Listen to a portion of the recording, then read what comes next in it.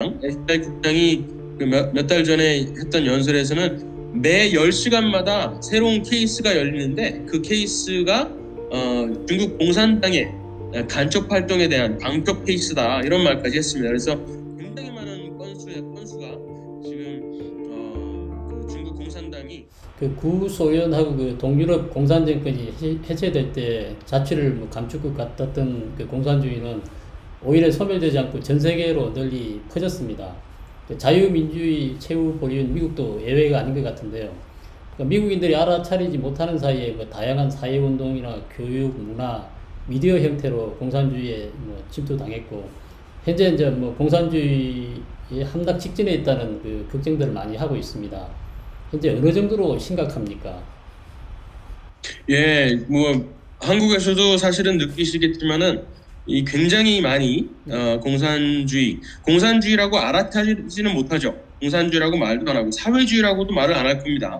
그렇지만은 이 리버럴, 진보 세력이라고 하는 이 층이 굉장히 많이 전 사회 곳곳에 포진해 있습니다. 아마도 이제 60년대부터 대학가에서 시작을 했던 것 같습니다. 우리나라에서 그랬던 것처럼 80년대 그랬던 것처럼 분명히 소련 간첩들이 40년대, 30년대부터 활동을 했지만은 사실은 사회 저변에 막 퍼뜨려지고 있지는 않았는데 50년대, 60년대가 지나가면서 학교에 대학가와 문화 영역에 굉장히 많이 퍼지게 된 것 같습니다. 그래서 지금 할리우드는 거의 중국의 자금에 흘러가는 자금에 의해서 움직이는 모든 결정이 할리우드는 그렇게 돌아가고요. 문화 영역도 그렇고 교육계 그리고 교육계에서 이제 조금씩 법조계로도 퍼지기 시작했습니다.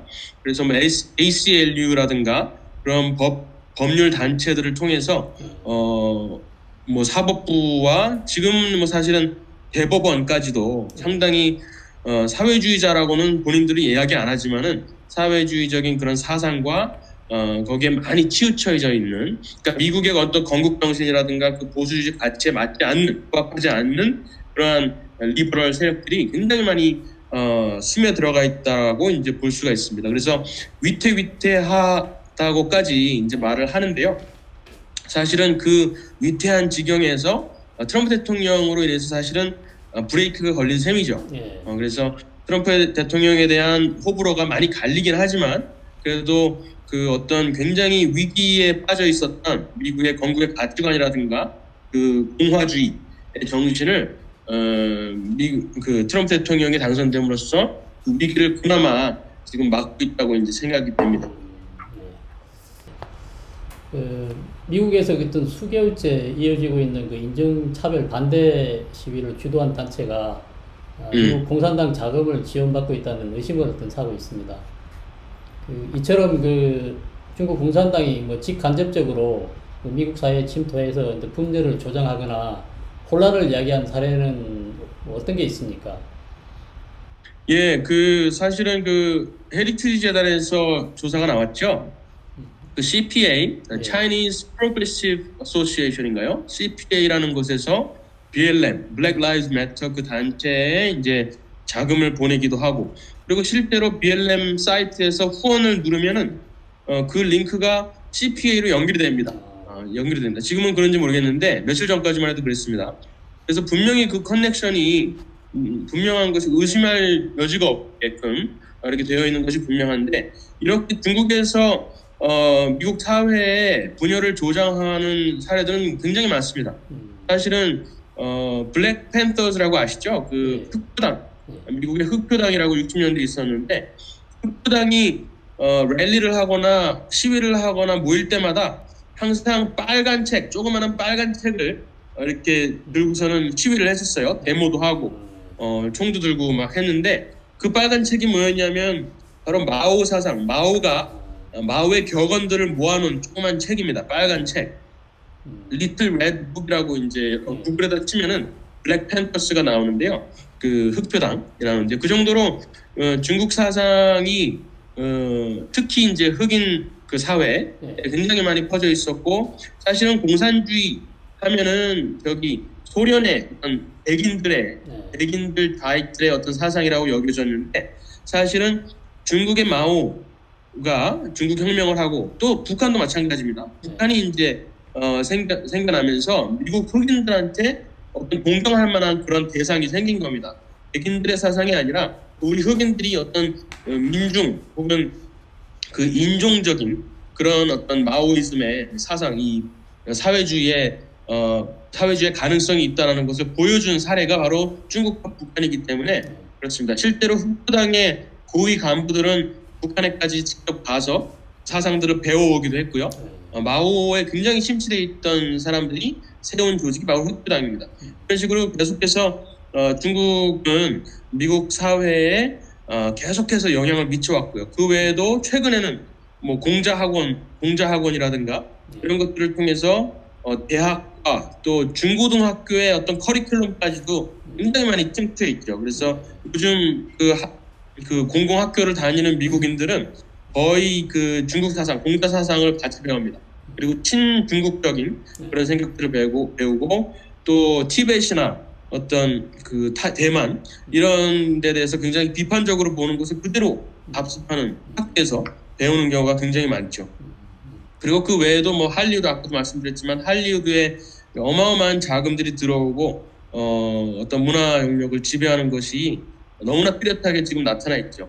그 크리스토퍼 레이가 그랬죠. FBI 국장이 몇 달 전에 했던 연설에서는 매 10시간마다 새로운 케이스가 열리는데 그 케이스가 중국 공산당의 간첩 활동에 대한 방첩 케이스다 이런 말까지 했습니다. 그래서 굉장히 많은 건수가 지금 그 중국 공산당이 미국 사회에 영향을 미치려고 하는 그런 건수들이 굉장히 많이 일어나고 있다고 볼 수 있습니다.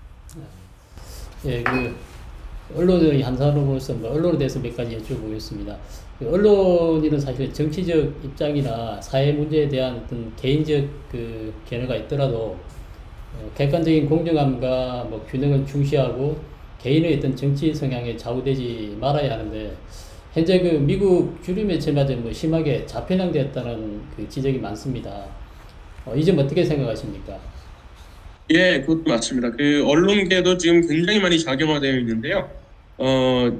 보통 우리가 리버럴이라고 알려져 있는 그 대부분의 주류 매체 뭐 CNN, 뭐 뉴욕 타임즈, 워싱턴 포스트 뭐 이런 매체들은 거의 다 굉장히 많이 편향이 되어 있습니다.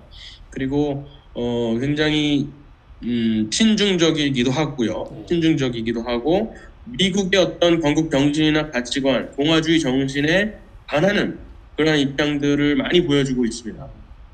그래서 상당히 편향된 정보들을 미국인들뿐만 아니라 우리나라에서도, 왜냐하면 대부분 주류 매체들만 보기 때문에 우리나라에서도 미국에서 들어오는 정보들을 굉장히 편향된 정보만 받고 있다고 이제 해석을 할 수가 있습니다. 그래서 굉장히 심각한 상황인데 그런 와중에서도 뭐 에포크 타임즈도 마찬가지고요. 그런 매체들이 그래도 굉장히 큰 역할들을 하고 있는 것 같습니다. 끝으로 그 에포크 타임즈나 그 NTD 독자들한테 뭐 하시고 싶은 말씀이 있으면은 간단히 해주십시오.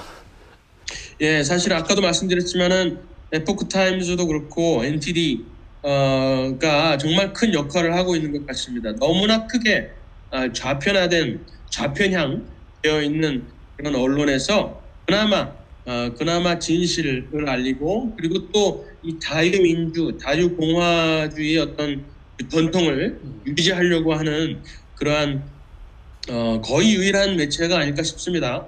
그런데 미국에서 그 역할을 굉장히 크게 하고 있다고 제가 알고 있었는데 한국에도 에포크 타임즈가 언제부턴가 이제 있더라고요. 그래서 저는 사실 그렇게 그 한국에도 그 에포크 타임즈가 생겼는지 최근에 알았습니다. 그런데 한국에서도 정말 필요한 매체이고요. 특히 중국 공산당의 그 침투가 사실은 미국보다 한국이 훨씬 더 깊게 들어가 있거든요. 그렇기 때문에 그 중국 공산당에 대한 그 경계심과 그런 것들을 확실하게 세워줄 수 있는 매체가 에포크 타임즈가 지금 거의 유일하다고 볼 수가 있습니다. 그래서 에포크 타임즈가 그 역할을 해줬으면 좋겠습니다. 감사합니다.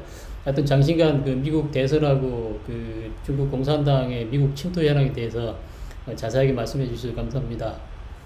예, 감사합니다. 공식적인 인터뷰를 이걸로 마치겠습니다. 감사합니다. 예.